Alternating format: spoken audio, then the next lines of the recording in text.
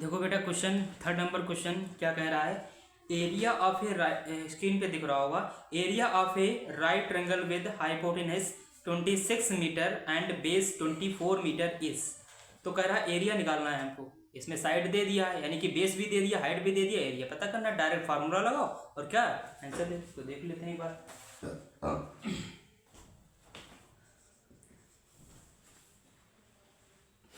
Area of A triangle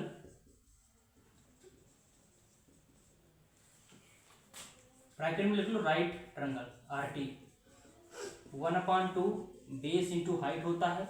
और question में दिया हुआ एरिया में निकालना है और बेस दिया हुआ है और हाइट दी हुई है।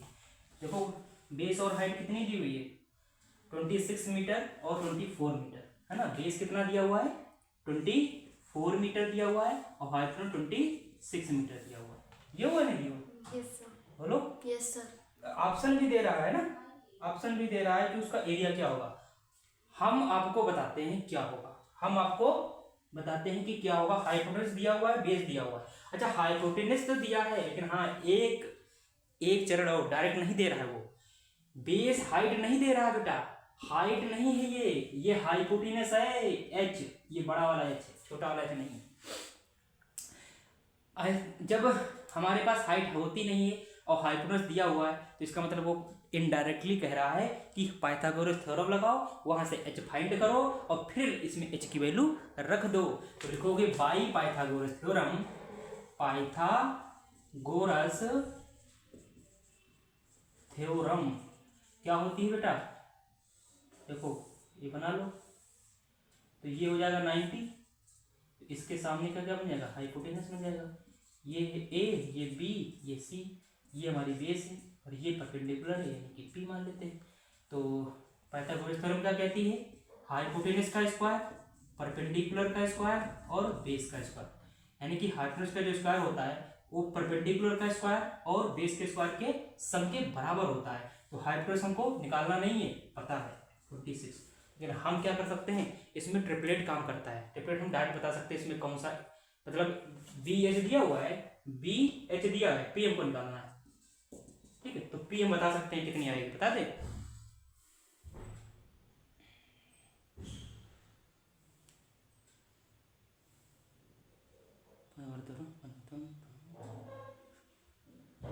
टेन सेंटीमीटर आएगा, परपेंडिकुलर 10 आएगा। अभी करके देख लेते हैं। देखो 26 रखोगे, 26 का स्क्वायर और P हमको निकालना ही है, परपेंडिकुलर। बेस हमको दिया हुआ है 24। अब इसमें स्क्वायर भी काम करेगा, यानी कि स्क्वायर हमको पता होना चाहिए। तो 26 का करोगे तो 6 7 6 परपेंडिकुलर का स्क्वायर। हमको ट्रिपलेट याद है इसलिए हम मतलब बता दिया। अभी हमको बताएंगे कि हमने कैसे डायरेक्ट कर लिया था, ठीक है। लेकिन वहां पे तुम डायरेक्ट नहीं करना है, क्योंकि यहाँ है तुम्हारा क्लास, थ्योरिकल हमको देखेगा बंदा। तो यहाँ पर क्या होता है 5 7 6 अब परपेंडिकुलर हमें निकालना है, तो इसको इधर ले जाएंगे तो माइनस का हो जाएगा, ठीक है। तो 6 7 6 minus 5 7 6 equal to P square. और इतनी बात समझ में आ गई भाई। ये प्लस से इधर ले जाओगे माइनस हो जाएगा। अब इससे क्या कर देंगे, माइनस कर देंगे, बोलोगे कर देंगे, कितना आ जाएगा 100 आ जाएगा भाई। 6 7 6 5 7 6 इक्वल टू क्या हो जाएगा P स्क्वायर।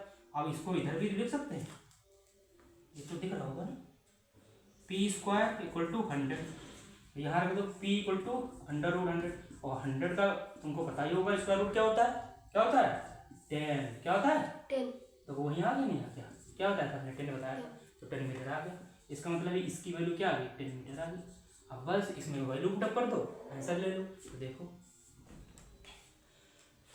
एरिया क्या होता है, एरिया होता है 1/2 बेस इंटू हाइट, यानी कि 1/2 बेस कितना है, बेस 24 मीटर, H मतलब परपेंडिकुलर 10 मीटर, इसीलिए तो निकाला गया। इसको कैंसिल करोगे तो 5 5, या इसको कैंसिल करते ज़्यादा सही रहता। इसको नहीं करेंगे क्योंकि जीरो वाले को ना किया करो, कैलकुलेशन सरल हो जाएगी, इजी हो जाएगी। देखो ये 12 बन जाएगा, जाएगा नहीं जाएगा, बट 12 इंटू 10 क्या इतना आंसर कितना आ जाएगा 120 मीटर स्क्वायर, यही आंसर है। बोलो आगे नहीं आगे, यस सर आ गया। आ गया। बी ऑप्शन है बेटा, बी ऑप्शन आ रहा है, नोट कर लो। तो समझ में आ गया। एक बार और समझा देते हैं। देखो एरिया ऑफ द ट्रायंगल जो कि राइट एंगल ट्रायंगल है, जो कि तुम्हारे सामने बना हुआ है, 1/2 बेस इंटू हाइट, इसका फार्मूला होता है। यही मुझे लगाना होगा, यही मुझे निकालना है। ए मतलब एरिया निकालना है, बी मतलब बेस दिया हुआ है, बेस मतलब ये BC, ठीक है। एच मतलब यहाँ पर क्या है, हाइपोटेनस, क्या हाइपोटेनस दिया है, हाइट नहीं है, ध्यान रखना, हाइट एच नहीं, इसीलिए स्मॉल बनाया है। और ये हमारा जो कैपिटल एच है वो हाइपोटेनस है, 26 मीटर दिया हुआ है। तो यहाँ से हम क्या करेंगे, परपेंडिकुलर निकालेंगे, क्योंकि परपेंडिकुलर मतलब एच हमको फाइंड करेंगे, तभी हमारा एरिया निकलेगा, क्योंकि एरिया वाले फार्मूले में एच आता है। तो हाइपोटेनस का स्क्वायर, परपेंडिकुलर का स्क्वायर प्लस का बेस का स्क्वायर, हमने वैल्यू पुट कर दिया। 26 का स्क्वायर याद कर लो, 676 होता है, परपेंडिकुलर मुझे निकालना है, तो 24 का स्क्वायर याद कर लो, 576 होता है, यानी कि 30 तक तो स्क्वायर याद ही कर लो, 30 40 50 इतना याद कर पाओ, मतलब कम से कम तो 50 कर लो, 50 है ना।